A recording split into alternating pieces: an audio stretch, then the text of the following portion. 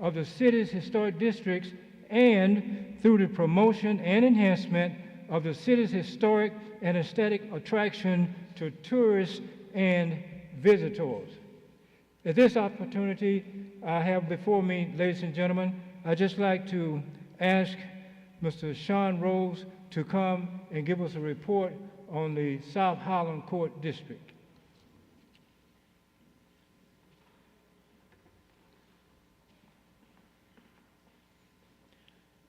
Good afternoon, everyone. Thanks, everyone, for being here. We're happy to see you all. It's my honor to serve as the Historic Preservation Coordinator for the City of Montgomery. We're happy to have everyone out tonight for the Todd Road incident screening and panel discussion. So I'll just try to get through a couple of items of regular business quickly here. So our next 2024 Historic Neighborhood Spotlight is South Highland Court. You can see a boundary map here on the screen. This is an offshoot of the Garden District that was locally designated as historic in 1990. South Highland Court is Montgomery's smallest historic district with just 11 properties. The district is contained within one street, that's South Highland Court, and it ends in a cul-de-sac. The north boundary is the rear property line of residences on the north side of the street. The south boundary is the rear boundary line of residences on the south side of the street, except for 430 South Highland Court. You can see that one is excluded from the district. The west boundary is South Hull Street, and the east boundary concludes at the eastern end of the street. Between 1912 and 1965, there were apartments at the east end, but these were demolished sometime between 1965 and 1990. Property owners on South Highland Court requested historic designation in 1990 because they felt that their residences were of architectural and historic significance in the city. And they sought the same protections that properties within the Garden District received upon its designation in 1983. Mike, if you could just scroll down, we'll go to some of the photos of the district. This is an old Sanborn map. You can keep going here. So these are maps showing the neighborhood developing over time on the street. So South Highland Court exhibits a pattern of historic development like the Garden District, albeit on a smaller scale. South Highland Place was the original name of this street, extended out one block from South Hull Street in 1911 to 1912. And all the houses were constructed between 1912 and 1916. These Sanborn fire maps depict the street in 1910, but no residences were yet constructed. But by 1928, Sanborn shows residences on either side, as we can see here on the map. The district consists of 11 residences of vernacular Victorian, specifically Queen Anne, and craftsman style, as well as one minimal traditional cottage that typified the middle class of Montgomery in the early 20th century. Mike, if you could scroll down, we'll go to photos of the residences, and these are streetscape photos of the neighborhood there. It's our understanding that the district was designated separately from the Garden District because there was no provision in the city code at the time for a district expansion, and because this street and its properties were discontiguous with the Garden District. We can infer the working to middle class character of the neighborhood from the architectural styles as well as city directory information. Some of the original residences' occupations included bank bookkeeper and cashier, traveling sales, manufacturing company manager, clothing department store employee, and vehicle inspector. Not much else is known about the neighborhood's history, as its designation report focused mostly on architecture along the street. Land use staff have sent a letter to the current owner of 430 South Highland Court to see if they would support including this residence in an expanded district boundary. We also will resurvey the street soon in combination with additional research to strengthen its designation report and our office's knowledge of this historic district. So I just want to, that's the end of my remarks for the neighborhood spotlight. Just want to credit to my sources, which include Mary Ann Neely's designation report from 1990, correspondence with Laura Calloway of the Garden District, as well as the Sanborn fire maps and Montgomery's city directories. So now I'll pass it back to Dr. Bailey and the board to consider 3 applications for commemorative plaques. Thank you very much. And to our other commissioners, if you look in your minutes, you see 3 properties that have been recommended by our committee for your approval, and I'd like to take them in order. And the first one is 20 North Capitol Parkway. What is your pleasure? I move we, They're on the screen. I move that we Okay, grant permission for a historic sign. all right. Second. Any unreadiness? All those in favor, let it be known by a show of hands. Motion carried unanimously. Thank you. Next on the list, 529 Felder Avenue, Old Cloverdale. What is your pleasure? I move we grant 529 Felder Avenue permission for a historic sign. Okay. Is there a second? As a second, we actually met on all 3 of these, and we have looked at very closely whether they follow all our guidelines and stuff, and I second the motion. Okay, thank you. Any unreadiness? All those in favor, let it be known by a show of hands. Motion carried unanimously. Thank you. 728 Thorn Place, Old Cloverdale. What is your pleasure? I move we grant 728 Thorn Place permission for a historic sign. Is there a second? Second.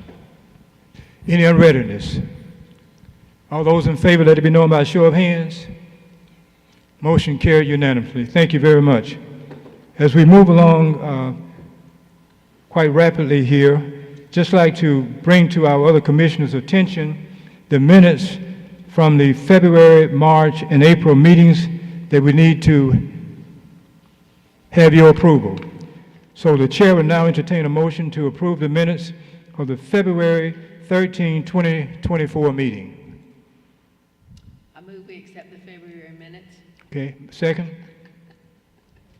Second. Is, any unreadiness? All those in favor, let it be known by a show of hands. Motion carried unanimously. The minutes of the March 12, 2024 meeting. Chair will now entertain a motion for the adoption of those minutes. Move we adopt the minutes of March 12, 2024. Is there a second? I second. I second. Any unreadiness? All those in favor, let it be known by a show of hands. Thank you very much, okay?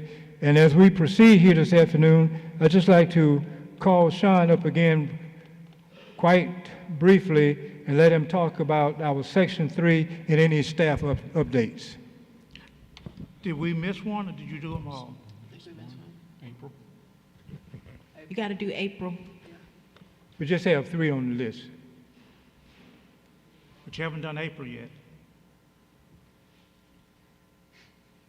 We have North Capitol Parkway, Felder Avenue, and Thorn Place. I'm talking about the minutes. The minutes. Oh, I'm sorry. Thank you. The April 9, 2024 meeting. Chair will now entertain a motion for the adoption of those minutes. Move we adopt the minutes of the April 9, 2024 meeting. Okay, second? I second that. All right, any unreadiness? All those in favor, let it be known by a show of hands. Thank you very much. Okay?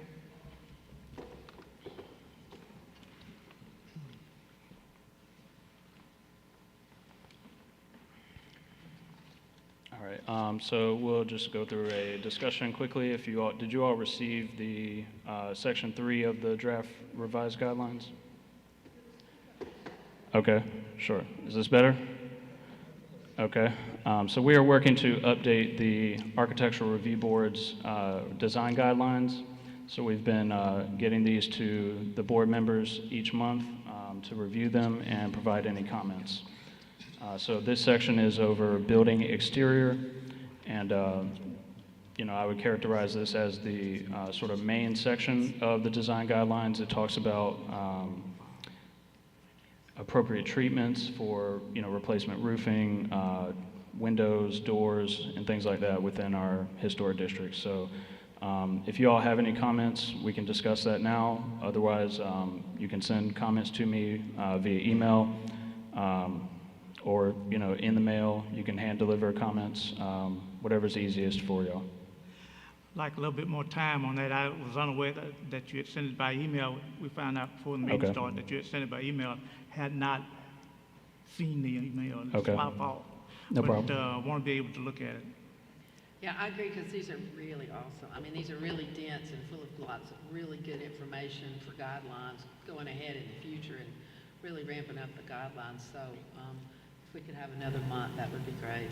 Okay, sure. So I will send an email to you all, to everyone on the board, with Section 3, and we'll put this Section 3 back on for next month, so we can do that. Yeah, thank you. Thank you. Thank you very much. Ladies and gentlemen, we have a treat in store for you this evening, and I am quite appreciative that I was asked to moderate this session. So what we're going to do, the first go round, and I'm going to ask the panelists if you would come and take your seats.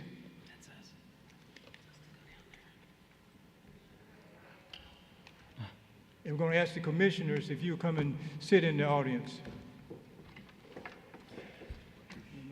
think the panel members want to watch the movie first before taking their seats. Okay. All right. What happened with the question? Here we go. No. No. You might have.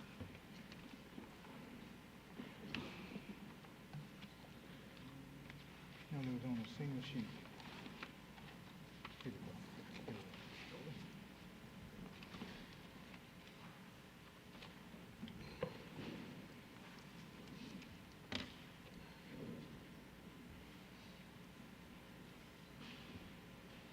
Does everybody have a copy of the program? Is there anyone who does not have a copy of the program? Just raise your hand if you do not have a program. Okay, thank you.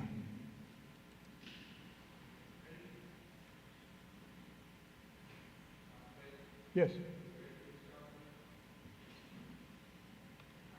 Are we ready? Yes.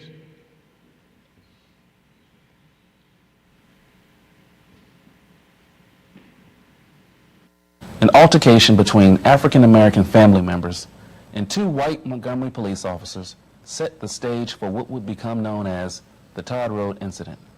There are varying depictions of what happened. The point of this film is not to assign guilt or innocence one way or the other, but rather to celebrate what spawned from this turbulent time in Montgomery history.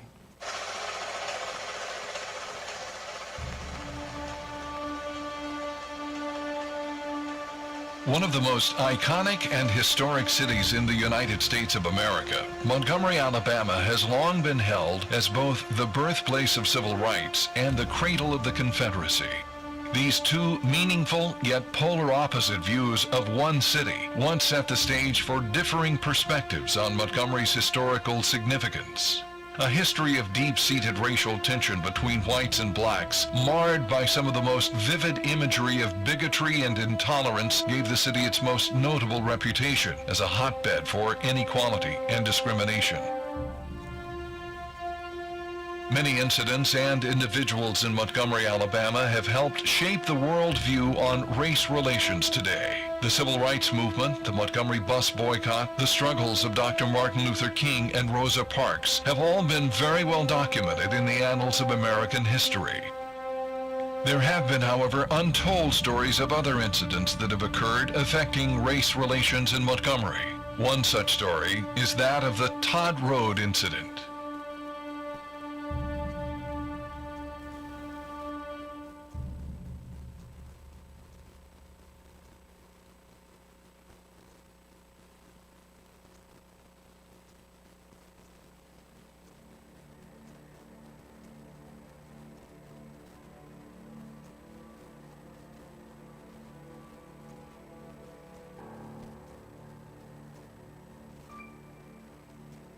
And to this day, I can tell you that I do not believe anyone knows all of what happened at Todd Road, at the Montgomery County Jail, and certainly not all that happened in the courtroom. Police say detectives Les Brown and Ed Spivey answered a missing persons call in Madison Park around 11:30. Shortly after the officers arrived at a house off of Todd Road, authorities say they were taken hostage, disarmed, and tortured. Officer Spivey was held on a couch by a black male with a switchblade to his throat, while others beat on him. And they had Officer Brown in a back room beating on him at that time. Police say one of the officers talked a woman in the house into calling police. And at that time, Lieutenant Bodine responded, had to kick the door in where the officers were. And at that point, we're trying to still put together exactly what happened in the house. I noticed two white males come through the front door. They kicked it through, and they had guns in their hands. Each of them had a gun in their hand. My other uncle grabbed the big one, and they flung him on the couch, and they grabbed his gun from him. As they grabbed the gun from him, he went to his back and pulled out a smaller gun, and they took that one from him, too. At this time, I got scared, and I called the cops. I had a knife held in my throat for a good portion of it. I finally got the knife away from the felon and threw it away into another room. And then they took the small one to the back room. And we told him that we called the police. And then he identified himself then. At no time before that did he identify himself. They would tell us they ought to kill us, that this is how they treat the police officers up north. Cops fired 3 to 4 shots after I had called them, and they came and we seen the sirens, and they fired 3 to 4 shots, and my entire family ran to the back room. Both officers were rushed to a local hospital for treatment of their injuries. Both are listed in stable condition. However, police say none of the 26 people in the house at the time of the beatings was injured when they were taken into custody, and none have yet been charged as police try to put the pieces together. That's blood. That's how you earn hazardous duty pay. As in the pocket, Officer Spivey. These officers, in the performance of their duty, displayed restraint in unbelievable terms. My name is Brian Bodine. I currently live in Orange Beach, Alabama. At the time of Todd Road, I was a lieutenant and assistant shift commander on the 3rd shift for Montgomery Police Department. I started moving towards the porch, mounted the porch, moved back against the wall, sliding across the wall with my back to the house. At that point, I guess I stepped into the light enough that Les Brown saw me out of the corner of his eye. That's the first time I recognized him, first time I knew it was him. And I could see the people on the couch. He was on the couch closest to the door. His shirt was ripped. He had blood all over his shirt. Spivey, who I did not know at the time because I could not see his face, was laying next to him, and his shirt was completely off. His bulletproof vest was the only thing that he had exposed. And when Les saw me, he turned and he faced me, and there was this expression of relief. They took our guns and pointed them at our heads while we were in there, and it was, like I said, and then they hit you with sticks and kick you in the face and things. So it was continuous from the time we got in there to the time that we finally got out. He kicked the door open. When he did that, Officer Spivey ran out past him. Officer Brown then got up and tried to run out the doors. He was running out, 2 shots were heard. When I leveled the shotgun at the room, Les immediately pitched forward off the couch and threw a body block into the males that were in front of him. When he did that, Spivey came over the top of him, coming out of the door, and hit me as he came out of the door and knocked me back. He bounced off the screen, and then he hit the door, and he fell through the door, and he hung on the cross rail. And I let go of the shotgun, and I reached and grabbed him by the back of the pants, and I was hollering at him. I asked him, "What's going on?" And at that time, the first shot was fired. and I let go of Spivey and I came back down on the room. Again, at that point, I did not see anyone with a firearm. So I didn't know who fired the shot or where it came from. I backed down off the steps and kept the house covered, and I kept hollering at Les to come on, and he started crawling across the threshold of the door. As he was about half in and half out of the threshold, there were 2 shots. Those 2 shots were the shots that hit Les. During the trial, I had the privilege to represent, for the most part, the Taylor family. One of the principal defendants and the one that the city believed to be the trigger man was Warren Taylor. I found these people to be different from the typical criminal defendant that you might run into who had intentionally gone out and committed an offense. When I first met these people, I met them at the jail on a Sunday afternoon after the papers and the news media had portrayed them as having taken hostages, assaulted some police officers, shot a police officer. Basically, for 2 days in the media, they had been described as thugs. But when I got up to the jail, they all had Bibles, and I interviewed them independently. They had Bibles. They had no criminal records. They were unlike any defendant that I had ever defended. Morris Dees went down to the sheriff's office, and this was probably when all 11 were in jail.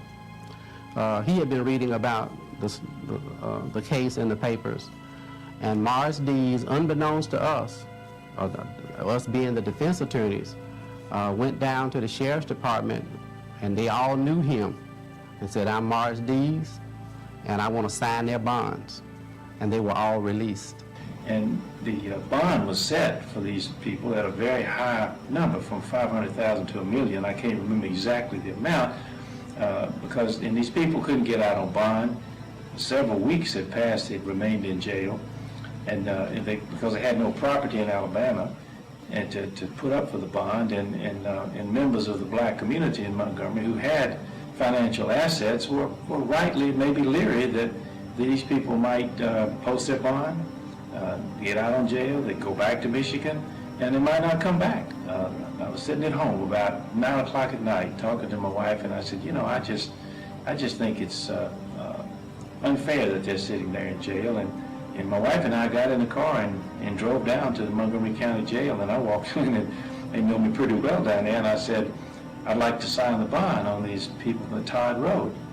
And I think the officer behind the desk, turned 5 shades of pale, either, what's this, though, he immediately calls District Attorney Jimmy Evans on the phone, and handed me the phone. I said, Jimmy, I came down here to sign the bonds. I have property in Montgomery, and I had made a little bit of checks on these people and saw that they were from fine families and good people, had good jobs, and I trusted they'd come back. Every criminal case has a soft spot. And the defense counsel who wins in those cases does so only if he can find, first of all, and exploit those soft spots. You had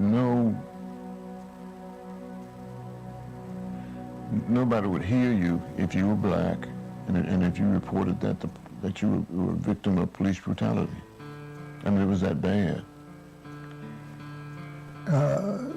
White folks saw a gathering of blacks with out-of-town tags on good-looking, expensive cars. They saw drugs. It was just that simple. They saw drugs. And so they hollered for this boy to stop. When he looked around, what he saw was 2 white guys with pistols in a plain, unmarked car in civilian clothes. So he took off. They fired at him. He, fortunately, was just hit in one of his fingers. And he ran and into the house, screaming, talking about two white men trying to kill me. They run into this house without identifying themselves, without saying police. They just broke in the house behind us.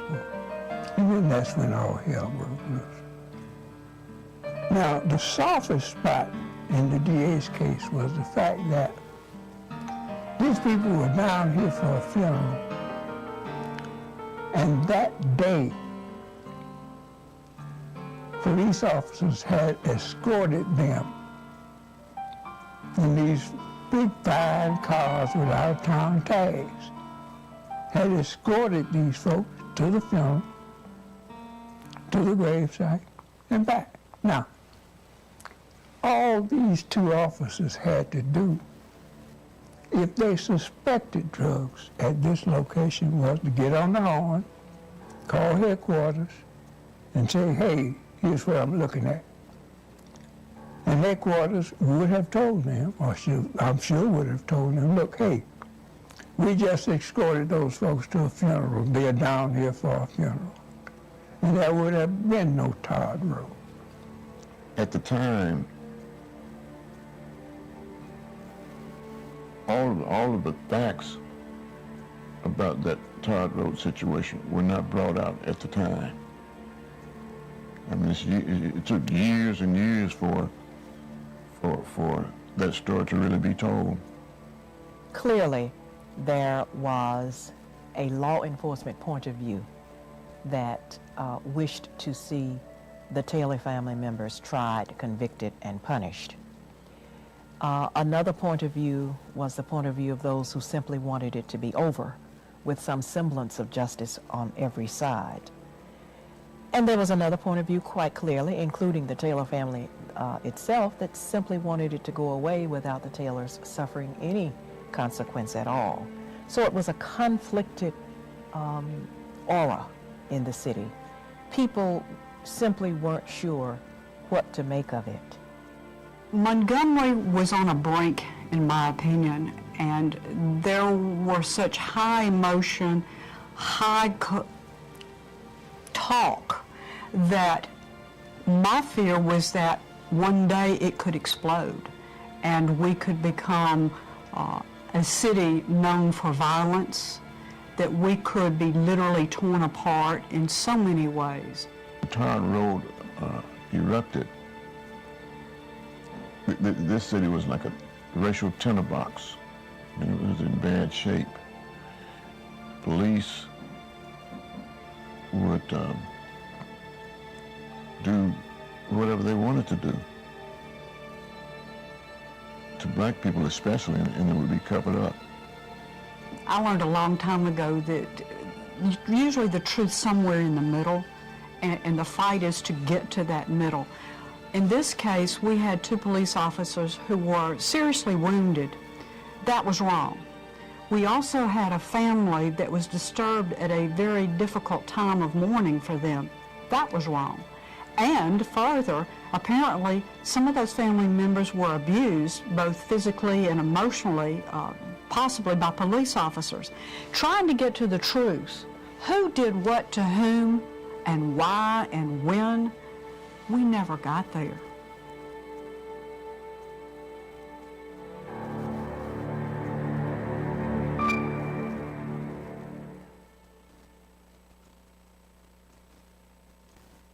Many of those involved in the Todd Road incident feel there was no adequate resolution. There were no convictions, no sentencing, and ultimately the case was settled. Of course, the events of that fateful evening are subject to interpretation, and exactly what occurred will probably never be known. But more important than the outcome of the case are the lessons learned from that defining moment. The events that occurred at 123 Todd Road on February 23, 1983 in Montgomery have eluded the national spotlight, yet are significant to the inception of one of the city's most successful multicultural organizations, Leadership Montgomery. Remember the Todd Road incident, of course, and I was coming back from Birmingham the next day, And one of the leaders in Montgomery was calling for the National Guard to come and occupy Montgomery and Quellis. And my thought, it was like I'm sure most people, was gee whiz. I mean, we're shooting ourselves in the foot one more time. What was as I look back, Todd Road really wasn't the problem. It was a terrible thing. But what it did was, in my mind, I think in others, it uncovered that the leadership of the community, the perceived leadership of Montgomery, from the different communities were communicating with each other on this issue and others, not directly, but through the press. And there are better ways to get to true communication than to communicate through a third party. Well, again, I start from a childhood reflecting from a white middle-class family and my experiences. I go back to things that stick out, memories, is pick up football at Cloverdale Field from the age of about 10, and we didn't have enough kids to play football on both teams, and a black young man came down the sidewalk who asked us to play football with us. And so we got up a catch-up football game, and a police car came by. And the police car called him over and put him in the back seat of the police car, and we went over there to see about it, and they told us to leave. And they told him that he couldn't play with us, and he couldn't play on Cloverdale playground because he was black. And then I come back when my children were at the Montgomery Academy, and they had a professor to come in and meet with all the families and discuss what the Montgomery Academy needed to do. And I brought the question up about diversity at school, that I felt like my children only knew 20 students well, but not a very diverse student body, and what that impact it might have on their lives. And the advisor of Montgomery Academy looked at me and said, well, who do you work with? Who do you have to work with that's black? And I thought about it, and I said, well, really, I don't have any black relations at all. I was in college when Rosa Parks boarded that bus one day and wouldn't give her up her seat. And, you know, my thought at that time was, she's just a troublemaker. Why is she doing this? Not realizing just the injustice that so many people had to endure.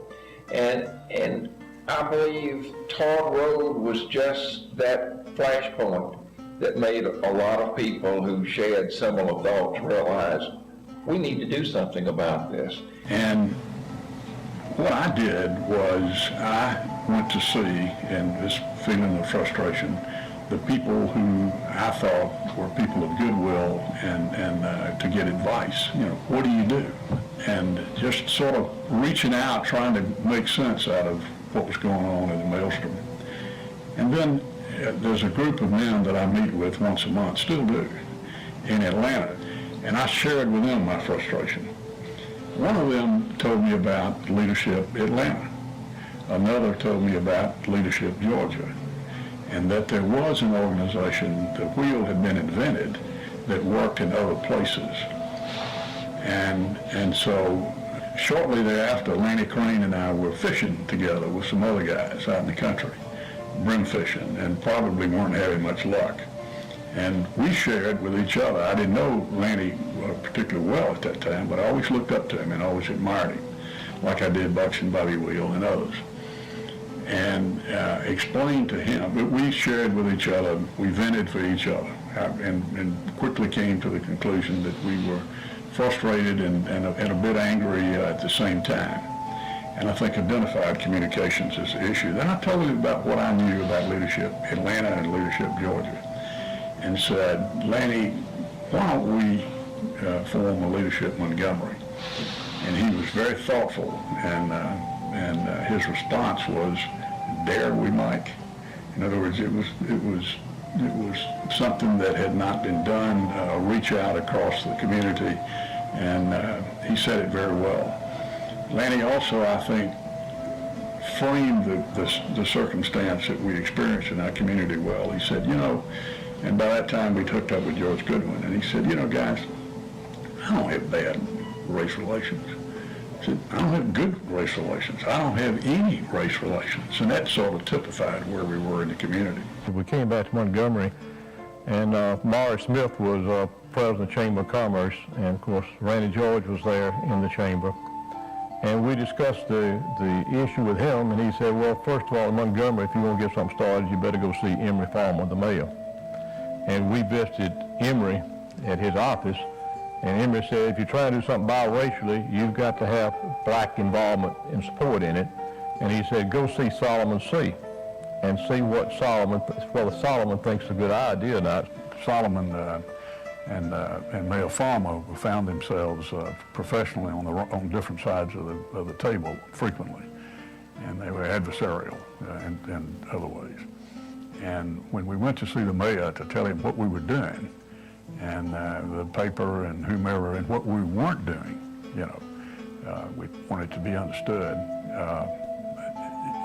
We said, yeah, where's the right place to start in the black community? And he just right away said, Solomon Say. So we went to see Solomon. He looked at us like a bunch of do-gooders, you know, and what are these guys, what do they want me to do, money or whatever? He heard us through very patiently, and at the end he said, how'd you get my name? And I think it was George said, Mayor Farmer. And I've told this story in front of Solomon a number of times, and he was smoking a cigarette and he almost inhaled the wrong way and he almost blanched. And he couldn't believe that Emory Farmer had recommended him as the best guy to be an introducer in that community. And I've always thought well of what Leadership Montgomery is doing. Despite the fact that when they called, they told me that Emory had recommended that they talk to me. And he said, I think it might work, and here are the names of the people that are going to work with you. I have no doubt Todd Road was the precipitating factor behind changes that took place in Montgomery. I think that it created an atmosphere in Montgomery that permitted change to take place. And so he gave us the list of the blacks to serve on the first group. And so that's how we put together the first steering committee that started off with the chamber support, and the chamber provided the secretarial and office staff to support us.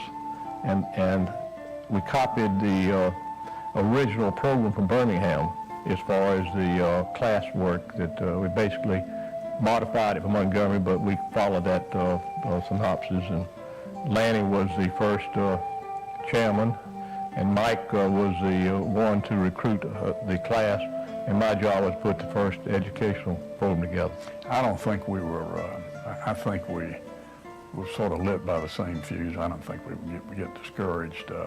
Did we get some backlash? Yeah. It's not worth mentioning. We probably would not have gotten Leadership Montgomery off the drawing board without Todd Road. Sure, we did something that was helpful in creating the organization and getting it going, and stayed with it all for a number of years. But I think what's really was a leap of faith at the organization. It was a leap of faith that when people of goodwill get together and talk, and just talk, that good things come out of that. And that was really the whole strategy, the whole concept. And by granny, it worked. Now, decades later, Leadership Montgomery continues to serve as a catalyst for leaders from all walks of life to share, plan, and dream for a better Montgomery. Over the years, this organization has built bridges between communities, but more significantly, it has built friendships and relationships that will serve as a lasting legacy to Leadership Montgomery's purpose for many years to come.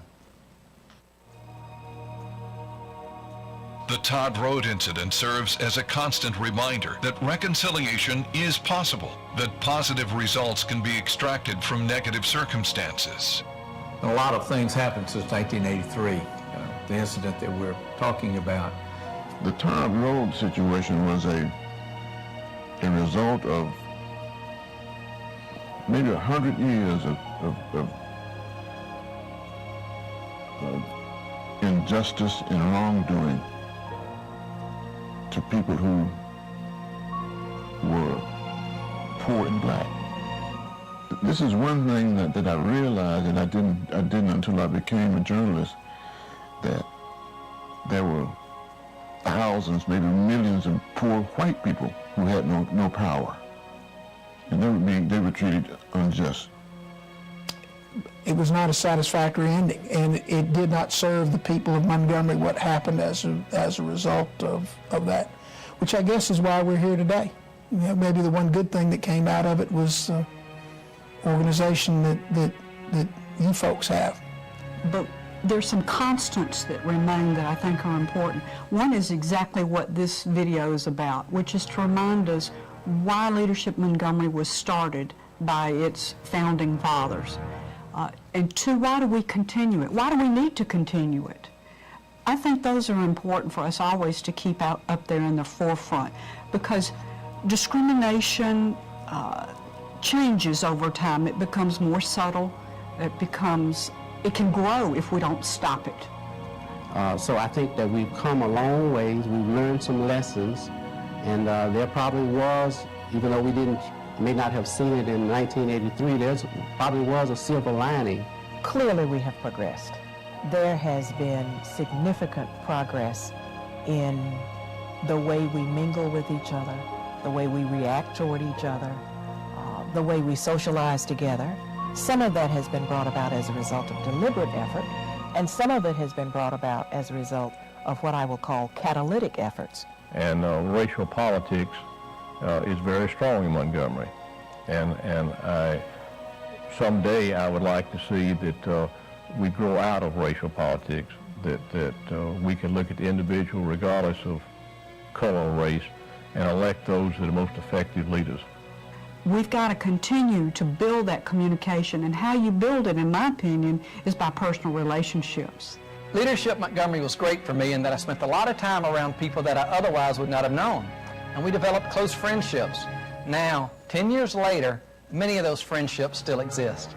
And so first you have to break down barriers. People have to be comfortable with each other and make sure that this is nothing unusual, different from the norm. And once you understand that, just like coming into court, going to a doctor, everything becomes easier then. The whole interaction process becomes easier if you have an understanding of that other person. As generations develop, attitudes change, and attitudes, after all, are based on experiences. So people who have not had certain personal experiences feel less strongly about certain issues. They mix on a different level. They have gone to school together, they've been in Boy Scouts together, they've gone to the same YMCA as opposed to separate ones, they've read together in the same library as opposed to separate libraries. So their lives have intersected in ways that older people like me have not experienced in their childhood. That too has helped. What has come out of Leadership Montgomery, I would say everything that you see before you and everything that you see coming in the future will be an outgrowth of the relationships and the commitment to a strong city, a strong region that are part of the Leadership Montgomery legacy. But there are always challenges. We don't know what tomorrow's challenges will be. But what Leadership Montgomery can do is continue to develop the core of leaders who know how to network and communicate, and they will find the solution to tomorrow's challenges. So I hope that as we go forward, that we can continue to build on the success that One Montgomery has had, that Leadership Montgomery has had, all of those particular organizations, that we can in fact be One Montgomery. What Leadership Montgomery has done for the city of Montgomery is the potential for what lies ahead. This is the charge for all future classes of Leadership Montgomery. What will you do? How will you make Montgomery a better place to live? Do you have the leadership ability to develop a project that will foster unity and address the important issues facing our community?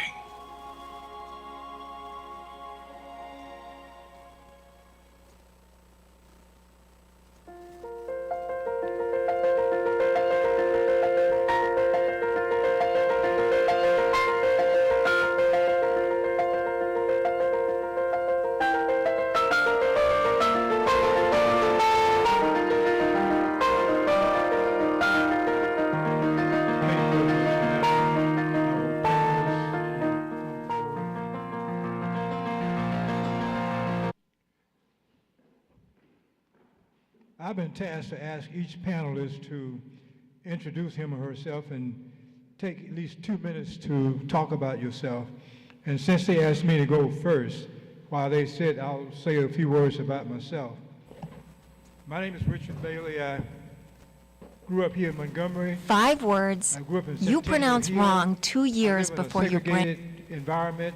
My school was segregated, the cemeteries were segregated, the entertainment was segregated. Every aspect of life was segregated when I was growing up here in Montgomery. And I want to say, to show the significance of Leadership Montgomery, this was the first organization in my entire life in which I had been a member alongside whites. We're talking about 1985. I had a PhD by then and had never been a member of any organization in which whites had been a member also. That's the kind of impact Leadership Montgomery has had. I think that's about 2 minutes. And now, Dr. Michael Sibley. Good afternoon. Good afternoon, everyone. Can you hear him? I think, hear me? Okay, there it is. Thank you. Again, my name is Michael Sibley. I appreciate everyone being here this evening. I appreciate everyone watching the documentary. It was a labor of love. I was a part of class 27, and we know what that is, right? The best class ever. Along with the people on my project team, Judge Jimmy Poole, who's here today, Tonda West, who's here today as well, Marty Lee, Eric Reed, and Wendy Wilker were also parts of that team. We had to come up with a project for our team. I had heard stories about Todd Road, but I didn't really know how Leadership Montgomery got started. So I asked around and I started hearing this story about Todd Road, but I was not able to get a real full understanding of it. I just took a chance. I wrote the script. That voice that you hear is WSFA Bob Howell. You watch the news around here over the years, you know Bob Howell. I wrote the script and I gave it to David Woods, who over at Fox 6. David liked the script. He gave it to Bob Howell. Bob Howell liked the script. He agreed to do the voiceover. And so we were going somewhere at that point. I got with the rest of our team. David and his son Drew and his other producer Matt got together. They started pulling all the background information, and I think that they did a pretty good job pulling all of it together, and we had no idea that 13 years later we'd still be talking about it. We just wanted to get a good project grade for our assignment. But it worked out well, and it worked out well largely for the fact that there were some people, I mean, iconic people on this film who are no longer with us. We had an opportunity to interview Solomon Say. We had an opportunity to interview Norman Lumpkin and other people who were, if not for this film, we wouldn't have had their image giving their interpretation of what happened with Todd Road. So I might be over my 2 minutes, but that's the inception of it, and that's how it got started. Thank you. Well done. Thank you very much, Mr. George Goodwin, Sr.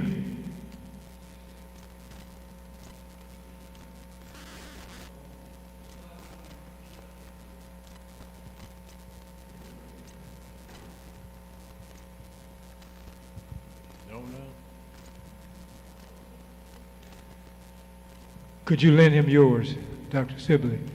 Thank you. Well, he said I was a senior. Well, I am the senior. That been around a long time and grew up in Montgomery. And you think about race relations. I grew up with no race relations. She said speak a little bit into the mic. Issue that didn't exist until I went in the Army. And in the Army, I had a lot of experiences to appreciate black leadership. I had a son who's right over there that was born with glaucoma. And a black colonel operated on his eyes and saved his eyesight. And so we learned to appreciate a lot of capacity and ability in different race relations and capacity. Anyway, I came back to Montgomery and started a business.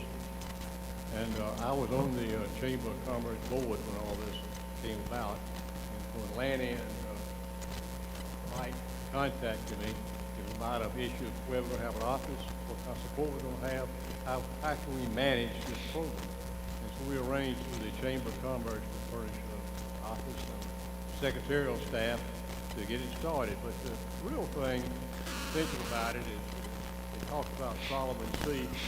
and what he thought when these three white boys came to see him and had this idea. And he did. He said, I'm going to take his Bible and go into church. He went to church and talked to some of his parishioners there about what they thought. And he came back and had the slate of officers, black officers that we were going to have. They were a great group. And we started meeting and copied the first educational program out of Birmingham.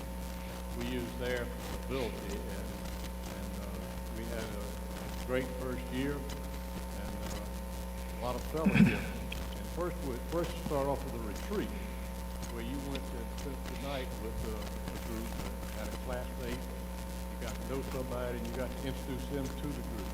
So there's a lot of exchange between people, studying the community, and deciding what we could do by networking. And even today, we all have networks. Like Jimmy's been around for a long time right there, involved with leadership Montgomery. He's a old faithful, and I appreciate it. So I'm going to pass the buck down to our staff member that runs the show. Yes, Ms. Cheryl Johnson, 2 minutes, please.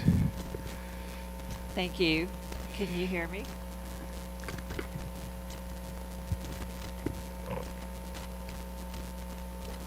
Okay, we're going to share the mic, so we're among family here. Thank you. So my name is Cheryl Johnson. I'm the president of Leadership Montgomery, and I was in Legacy Class 33, and it's one of the best class ever, so I can't say that as president, but Leadership Montgomery has meant so much to me. I was in Class 33, and that was 8 years ago, and I have had 15 Leadership Montgomery classes between Legacy and Torchbearers over the 7 years. And it has meant so much to me. Since I started, I have become a certified community leadership practitioner. And community leadership is different than other leadership opportunities and training, and I thoroughly love it. When I went through Class 33, I loved every single thing about the class. I got there early, I stayed late, I talked to every speaker, I never missed a class. While I was going through the program, they were looking for the new executive director. They did a nationwide search. They had 135 applications, and they found me in the class. I had to graduate from the class before I could become the executive director and finally the president. During my class, we had worked on a project similar to the project that Dr. Sibley and his team worked on. I met my now husband in the class that worked on the project team. We are not a dating service, let me make that clear. But it shows you the leaders and the people that we're dealing with in the class and how you get to know your classmates. So when I tell you that Leadership Montgomery changed my life, it definitely changed my trajectory, that's the right word, for the good. So it means so much to me, and I'm so grateful for Leadership Montgomery. Thank you very much. Abiding by our format here this evening, I was tasked with answering the first question. And the first question that was asked to me, what are your thoughts of the historical significance of the Todd Road incident? Let me speak quite candidly for 90 seconds. I grew up in Montgomery. I delivered newspapers in Dalrater, Capitol Heights. I delivered groceries. I also delivered newspapers in Bel Air, Centennial Hill. I knew how the other half lived. When you start talking about Todd Road, you're talking about people who were not supposed to be respected. And that's what happened on that Sunday afternoon. These people did not count. And that's why everybody felt so much at liberty to do whatever they wanted to do. But as fate would have it, nobody expected the likes of a Morris Dees and some of the others, Lanny Crane and some of the others, to rise to the occasion to let people know that was a Montgomery of the past. That is not Montgomery of 1983. And that's why we're so proud of Leadership Montgomery, because what we let everybody know, those people on Todd Road and Fuller Road and all those other roads in Madison Park do in fact count.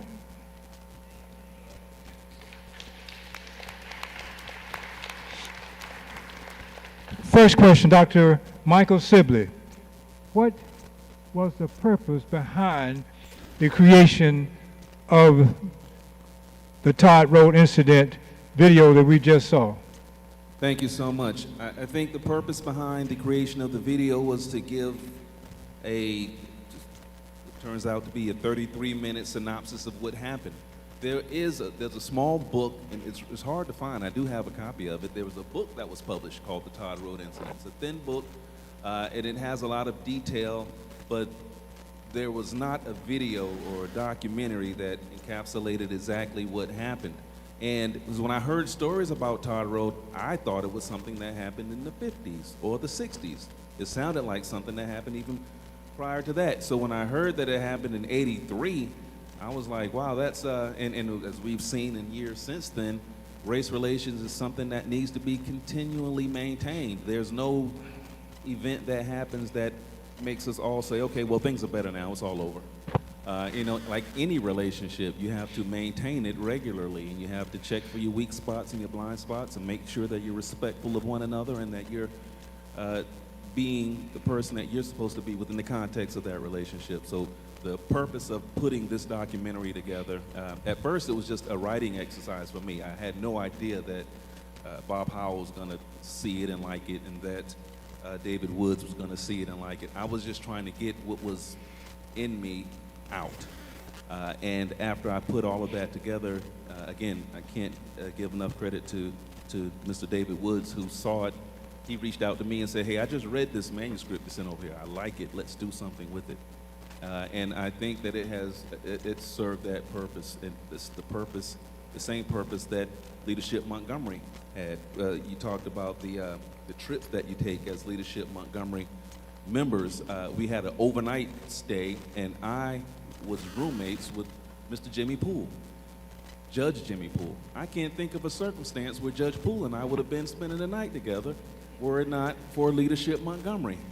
And I love that guy. You know, we've remained friends. It's been 13 years. We see each other out at lunch all the time. Every time he sees me, every time I see him, we make our way to one another. We hug, and that's just one.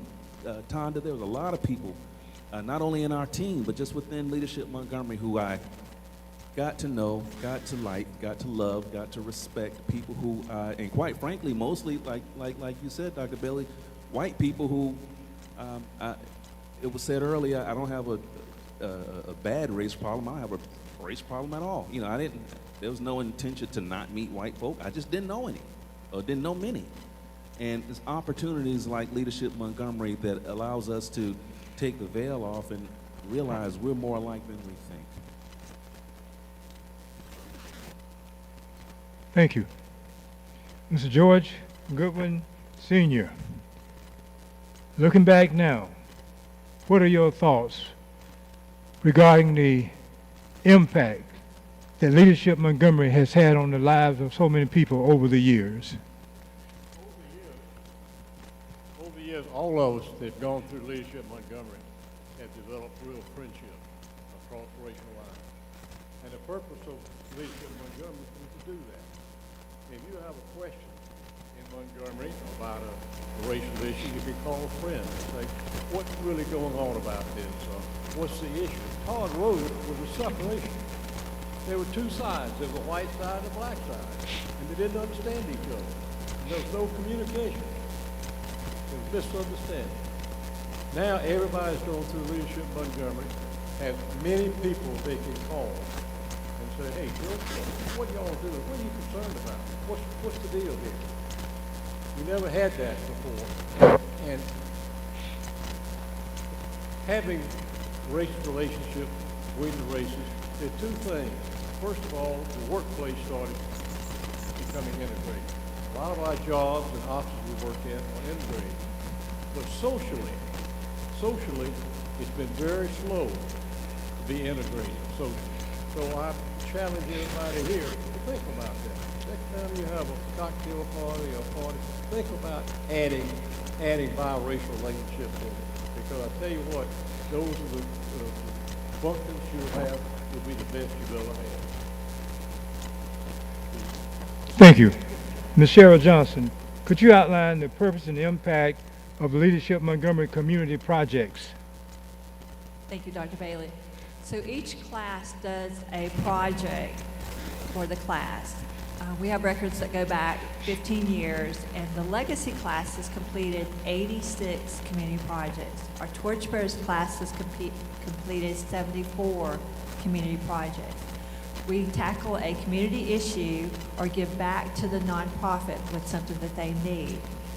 The current legacy class is graduating this Thursday, and their class has 6 project teams.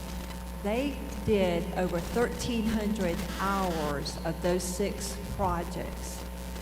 The value of that under the standards of volunteer hours nationally is $37 and some cents. They gave back $45,000 in volunteer hours to this community. So the projects have a significant impact to the community of them giving back. It also is sustainable, and they continue to be involved in the nonprofits that they serve.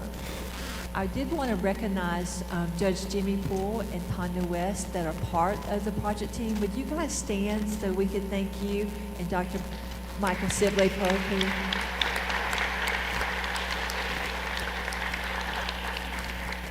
Thank you, Dr. Bailey. Thank you. And second round of questions, and the first one goes to me, Dr. Bailey. Dr. Bailey? Yes. Can we open it up to the floor for questions Yes. before we do the second round? Yes, let's do this. Since we have 4 panelists, let's see if we can have 4 quick questions, and let it be a direct question to one of the panelists. First person. First question. Yes, Ms. Frazier. Yes, yes. Can you speak? We need to pick up with your microphone.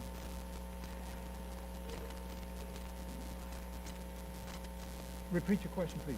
I would like to know if the case, the Todd Road case, went to trial, and what was the outcome of that trial? Okay. Anybody?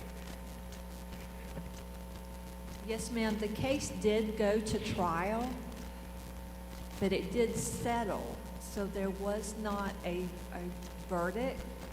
That's one of the reasons people think that there was not justice on either side, but there was a settlement. I do not know the details of the settlement. I'm not sure that that was made public, but it did go to trial, but there was not a jury verdict or a decision made, a mistrial. Repeat her question, please. Repeat her question.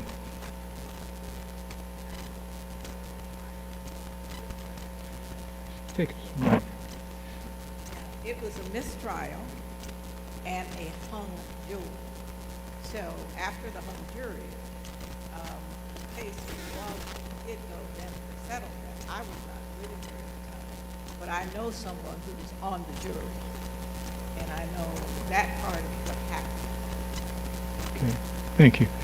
Second question, next question. Yes. Thank you. Good evening, everyone. Real quick, Albert Einstein was quoted as saying, "You cannot solve a problem with the same consciousness that created it." My question is, we have Leadership Montgomery. There is this level of satisfaction that has been reached. But I'm concerned with regards to a solution. Will a solution in the form of a development of areas, such as Todd Road, such as Madison Park, ever come to fruition? Thank you. Anyone wants to take that question? I'm sorry, Dr. Sibley, if you would, please. Sure, thank you. Well, I have zero idea, but I understand what you're saying about long-term solutions. I think that's probably a bigger fight than any of us could do individually.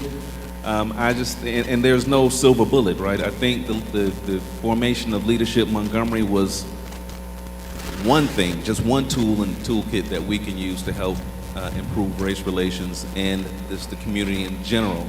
If there is anything along the lines of what you're talking about that would bring in any kind of ultimate solution to the problem, I don't know if there will ever be, because people are being born every day and people are dying every day, and the relation we have, social media and all the things that we have going on in the world today, we are still a very divided society. When you look at us nationally, when you look at us politically, we're still a very divided society. We often tolerate one another, but to the point that was made earlier, how much do we hang out socially?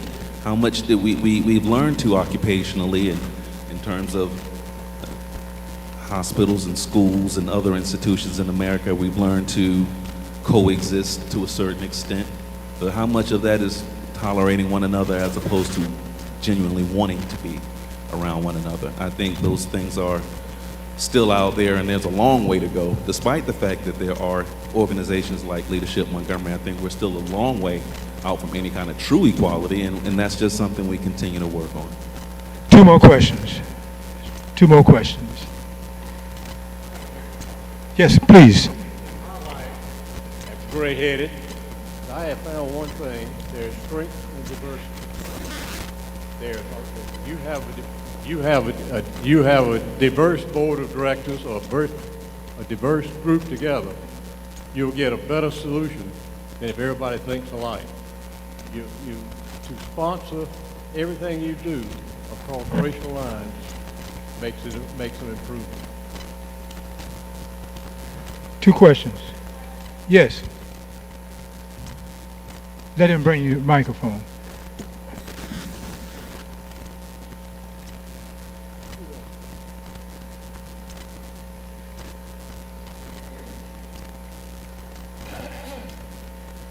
I'm here for Wendell Montgomery. I'm co-chairman. And we've been talking about getting Youth Wendell Montgomery back on track. And I'm wondering about this film, how it could be shown, like to some youth groups for discussion.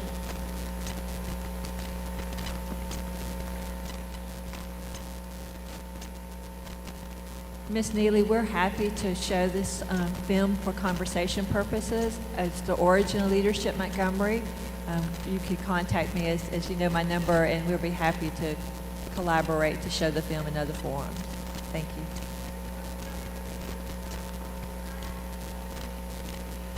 Yes, ma'am. Thank you.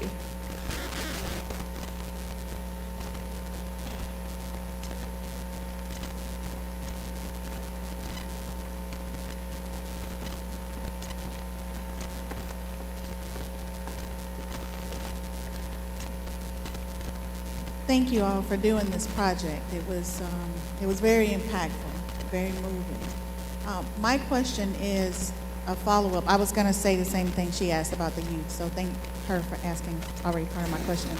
The other part is, how do we start the process? And this is really more rhetorical, I think, than anything, of bringing down those social barriers. Because professionally, yes, we all mingle together, but I'm going to quote someone who may or may not be in this room, Fraisine Taylor, who worked at the State Archives for a long time. And she always used to say, you know, why people would ask, why don't we have black people at this conference? And she'd say, well, do y'all go to the conferences with the black people? And then the same would be true the other direction. what is it that we will need to do to make sure that we are commingling? And that still is the case. I mean, there are conferences that happen in one place, there are events that happen in another place, and those things don't overlap. What can we do, all of us in this room, to take that next step to make sure that we are mingling socially? How can it may be too late for us, but how can the youth do that? How can we ensure that the younger generation do that, except online?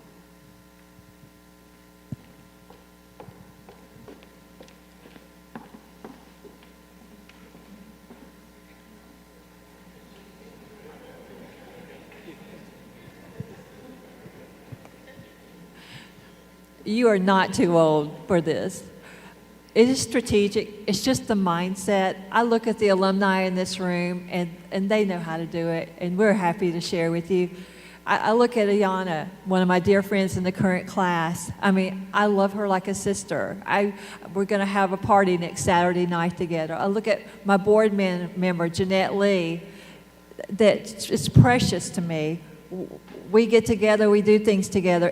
It's just, you have to be proactive at the beginning to invite your friends of another race together.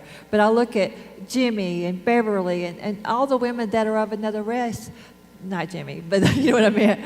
But, you know, at first you think about it because it's different. You may be being deliberate to have those relations. But after a while, it just comes natural. You know, I was in class with Tasha.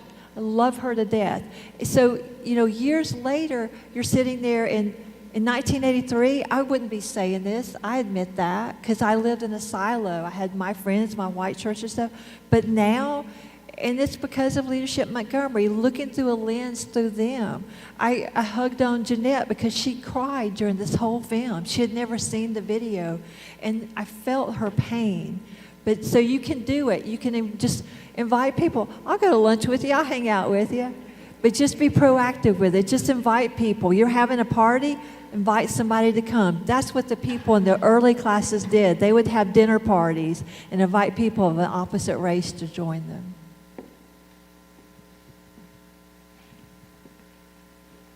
Thank you very much. Ladies and gentlemen, how about a nice round of applause for Leadership Montgomery?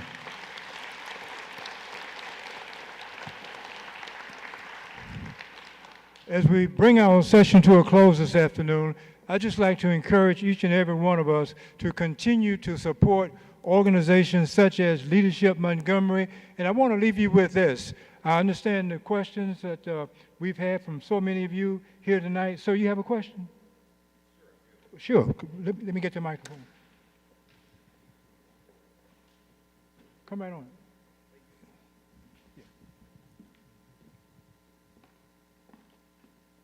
Hey, good evening, everyone.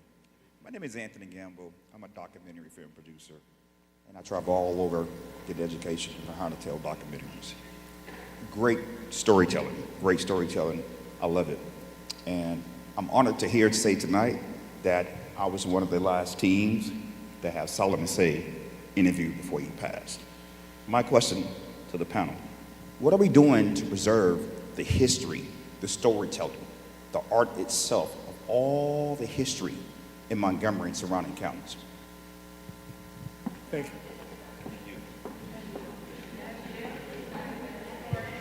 Oh, yeah.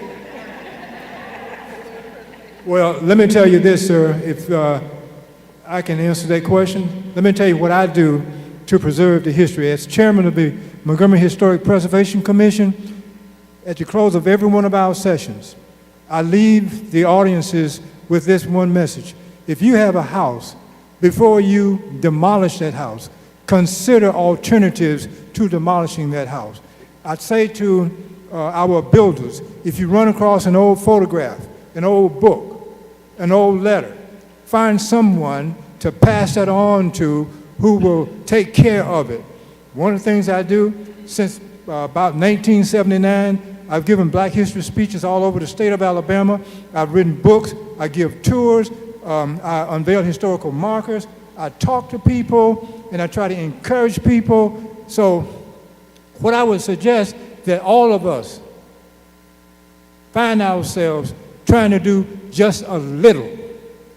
And if each one of us does just a little, think about what that will amount to when you combine all of our efforts. A smile goes a long way to change a person's heart. Don't assume just because that person is white, that person is bad. And don't assume because that person is black, that person is good. There's some goodness in all of us. If you want to change the world, I'll leave you with this. First of all, change yourself. Make certain you don't hate anybody. Make certain you will go the last mile of the way to help anybody, night or day. Make certain you become a symbol of what's good about Montgomery, what's good about Alabama, what's good about America, what's good about the world. Make certain you personify that. And believe it or not, somebody is watching you. And that person who's watching you will say, I want to do good like that person does. And that person may never approach you about the good that you are doing. But that person will say, I can do good too. So if each one of us leaves here today committed to planting a tree, and wherever those branches might go, you'll see a difference in the world. And let everybody know, Montgomery is not the worst place in the world. People need to hear that. It is not the worst place in the world. And let all of us become optimists and say, I can do some good to make life better for everybody. And I just want to thank, again, Leadership Montgomery and all of you for coming out, and our staff from the Land Use Division with the City of Montgomery, Mr. Mike Mann handling our video work for us, and Dennis Potter and his colleagues who have been handling security for us. And let me say this is not the end. This is the beginning. Thank you very much. Appreciate you coming out.